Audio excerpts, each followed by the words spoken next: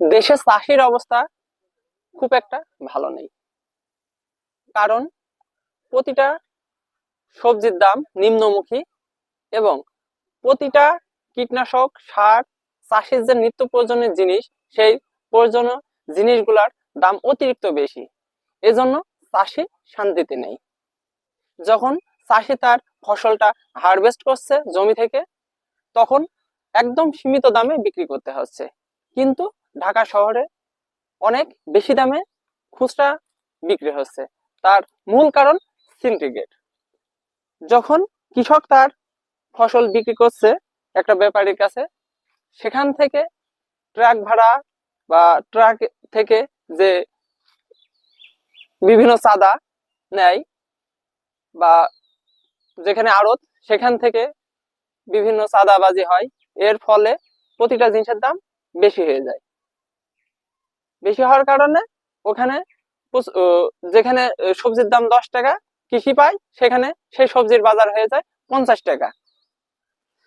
চাষি যে ফসলটা 10 টাকায় বিক্রি করছে, সেই ফসলটা শহরে 50 টাকা খুচরা বিক্রি হচ্ছে।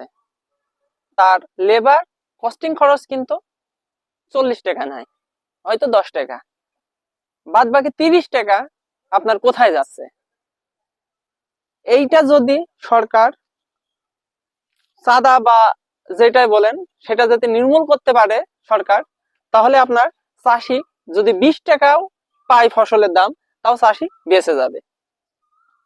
এজন্য চাষির এই সমস্যা সমাধানের জন্য আমরা সরকারকে আহ্বান জানাচ্ছি। আজকে আমরা এখানে এসেছি একটি পেঁপের জমি হারভেস্ট করার জন্য। পেঁপের বাজার খুব বেশিও নাই, খুব কমও নাই। কারণ এই সময় পেঁপের বাজার হওয়ার দরকার 40 থেকে 30 টাকা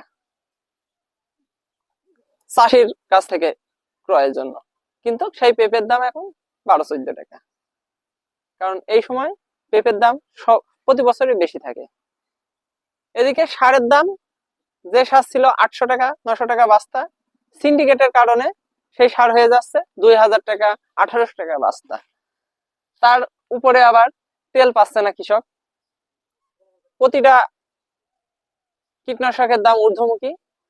এজন্য বিভিন্ন রকম সমস্যা হচ্ছে। এজন্যই বলছি কৃষক শান্তিতে নাই। আর এই শান্তি পাওয়ার জন্য সরকারকে অনেকভাবে দায়িত্ব নেওয়া দরকার। আসসালামু আলাইকুম।